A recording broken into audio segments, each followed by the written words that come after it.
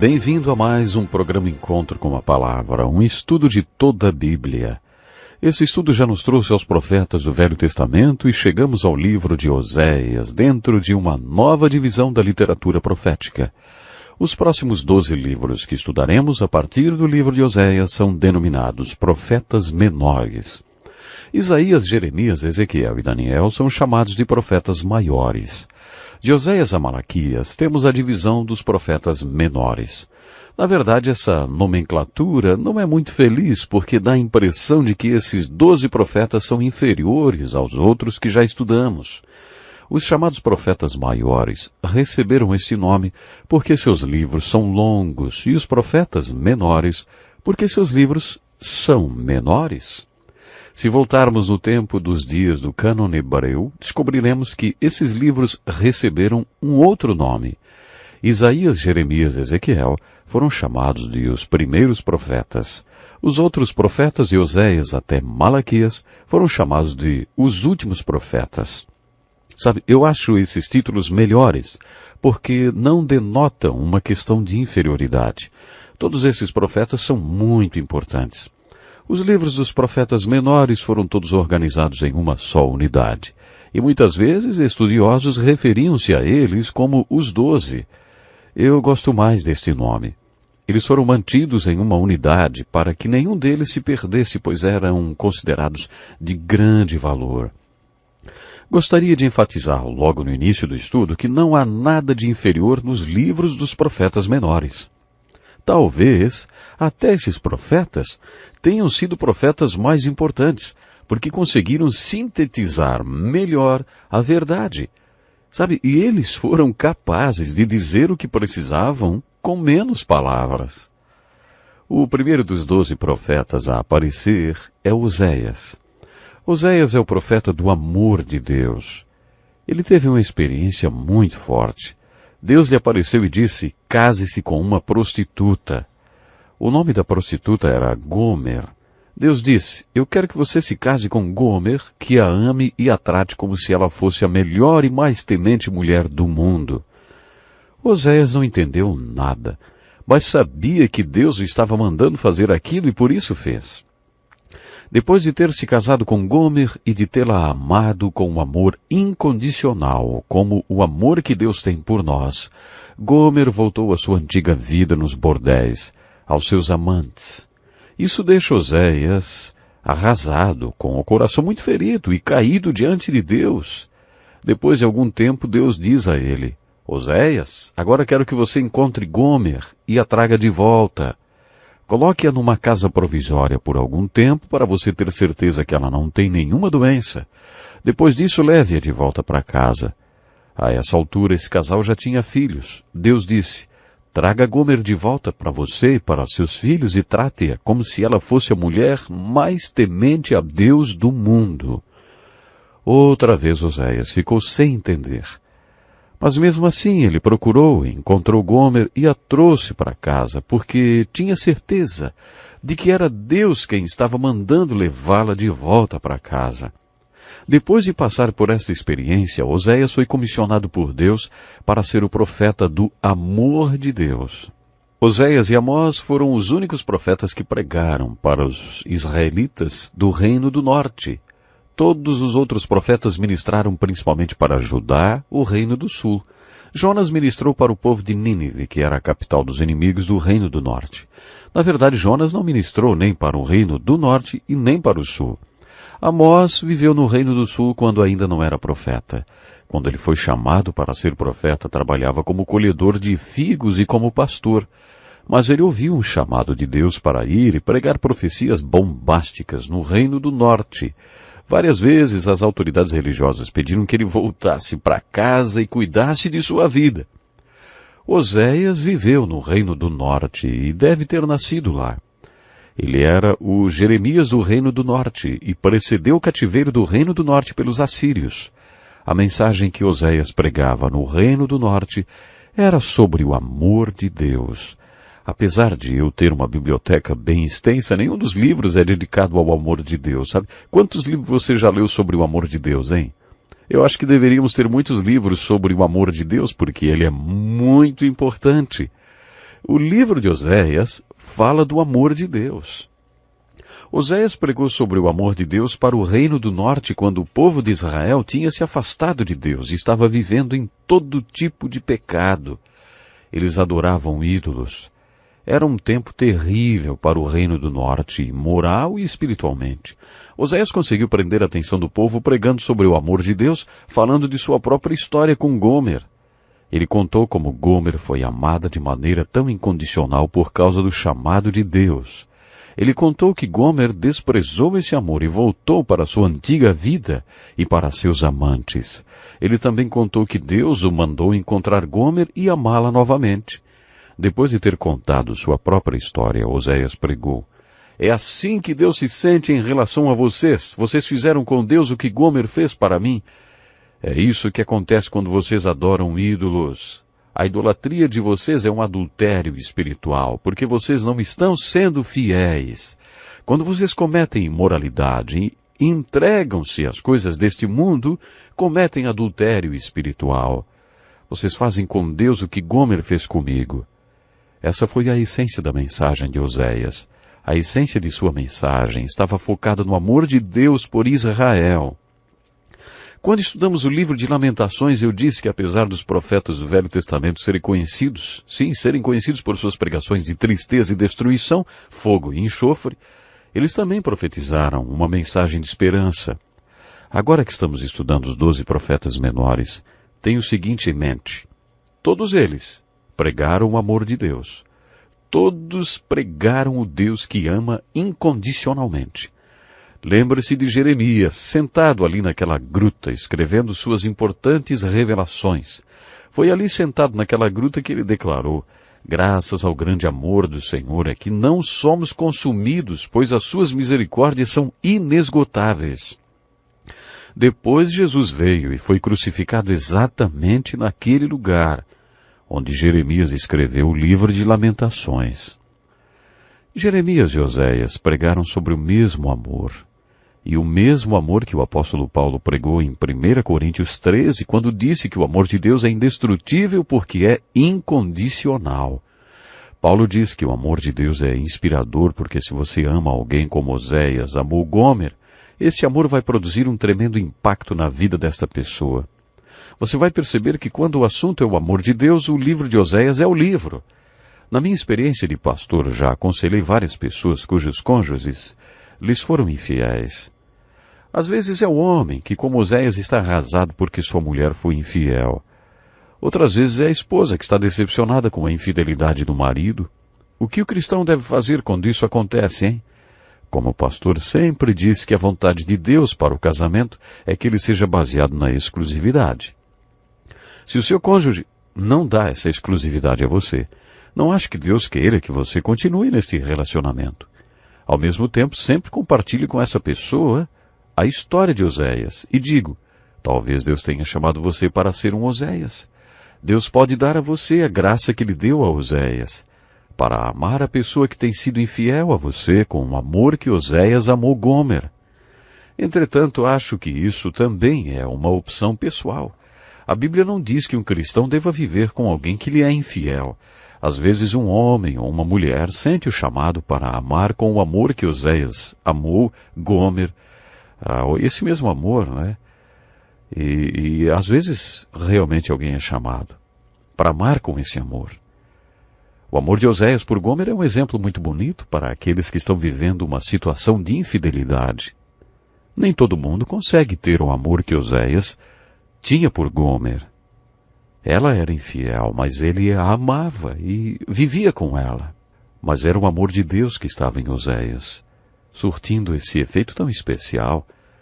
Enquanto você faz esse estudo da Bíblia, observe como Deus sempre preparou e deu as qualidades necessárias para que seus servos exercessem o ministério para o qual ele os tinha chamado. Se Deus precisava que seu povo fosse pastoreado, que tipo de pessoa ele chamava para ser o pastor espiritual do povo? Deus chamava homens como Moisés, Davi, Amós, que eram pastores. No Novo Testamento vemos que Deus precisava de homens, de pescadores, exatamente de pescadores de homens. Aí quem ele chamou? Pescadores, porque eles entenderiam o que significava exatamente pescar homens. Deus dá a seus líderes uma vivência na área para a qual são chamados. Isso torna a mensagem do líder muito mais verdadeira. A verdadeira experiência de Oséias fez sua pregação muito autêntica.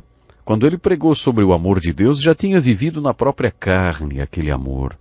Não sei se você já leu essa frase que foi copiada das paredes de um quarto de um hospital psiquiátrico. Esse quarto tinha sido ocupado por um psicótico. Diz assim: o amor de Deus é muito maior do que a palavra ou a caneta possam expressar. O amor de Deus vai além da mais distante estrela ou do mais profundo abismo. Ainda que pudéssemos encher com a tinta que enche os oceanos e os céus fossem um pergaminho, e se toda pena sobre a terra se prestasse a escrever e todo homem se tornasse um escritor a registrar o amor de Deus, o oceano secaria e o pergaminho se estenderia até o céu dos céus. E o poema continua. O amor de Deus rico e puro, impossível de ser medido, incomparavelmente forte, cantem todos os santos e anjos. O amor de Deus dura para sempre. O amor de Deus não é somente uma canção de santos e anjos. Ele é a canção de Oséias. Durante o estudo do livro de Oséias, vamos perceber que ele foi um grande pregador. Ouça como Oséias pregava.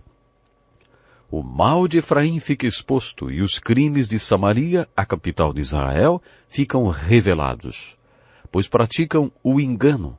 Ladrões entram nas casas, bandidos roubam nas ruas. São todos adúlteros, queimando como um forno cujo fogo o padeiro não precisa atiçar. Todos eles se esquentam como um forno e devoram os seus governantes. Efraim mistura-se com as nações. Efraim é um bolo que não foi virado. O povo de Israel estava parecendo um bolo assado por fora e cru por dentro, ou seja, não prestava para nada. Conheço a história de um pastor que pastoreava uma igreja. Todo ano os membros se reuniam para se decidir se o pastor ia continuar ou não. Um dos líderes da igreja era o porta-voz. Decidimos que queremos o Senhor no próximo ano. O pastor disse: fico feliz em ouvir isso e ver que vocês estão satisfeitos com o meu trabalho. Ao que a liderança respondeu: nós não dissemos que gostamos do seu trabalho nem seu ministério, hein? Na verdade, alguns acham que a igreja nem precisa de pastor. Ter um pastor como o Senhor é nada, dá na mesma. Oséias falou a mesma coisa de Israel. Seu povo não vale nada. Ele sempre foi muito direto em suas pregações. Israel é devorado, agora está entre as nações como algo sem valor, foi para a Síria. O jumento selvagem mantém-se livre, mas Efraim vendeu-se para os seus amantes. A glória de Efraim lhe fugirá como pássaro. Eles semeiam vento e colhem tempestade. Essa última frase, usada hoje como ditado, veio de um dos sermões de Oséias. Você sabia? Estudando Oséias, descobrimos qual era o sentimento de Deus em relação aos reis. Toda a sua impiedade começou em Gilgal. Foi em Gilgal que o povo pediu um rei a Samuel. De fato, ali os odiei. Por causa dos seus pecados eu os expulsarei da minha terra. Não os amarei mais. Todos os seus líderes são rebeldes. Era assim que Deus se sentia em relação aos reis que Israel tinha escolhido. Vocês plantaram a impiedade, colheram o mal e comeram o fruto do engano.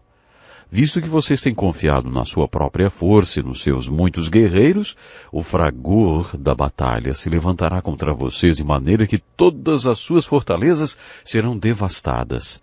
Esse era um aviso do cativeiro pelos assírios. Oséias foi duro com os sacerdotes.